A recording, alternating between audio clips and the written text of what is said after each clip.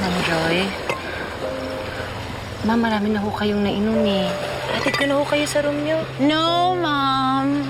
Kung gusto mong umakyat, edi umalis ka. Just leave. Ma'am, hindi ko ho kayo pwedeng iwan dito. Baka kumapano ho kayo dito. Tara na ho. Alam mo, ba't ba gustong-gusto mong umakyat sa room ko, ha? Hindi ka ba nakontento dyan sa bracelet na binigay ko? You really wanna see my things and steal from me? Is that what you want? Ma'am, mahirap po kami pero ni isa ho sa pamilya ko, wala akong magnanakaw. Teka lang, ha? Bakit ba ang defensive mo, Carol?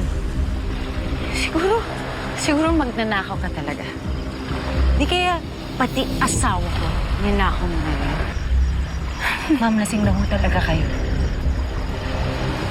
Come to think of it. Yung mukha mong yan, ganyan ang tipo ng asawa ko.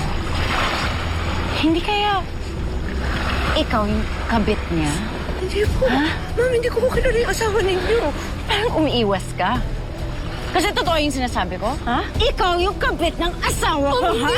Hinago mo sa akin! Walang hira ka! Ma'am, kapal mo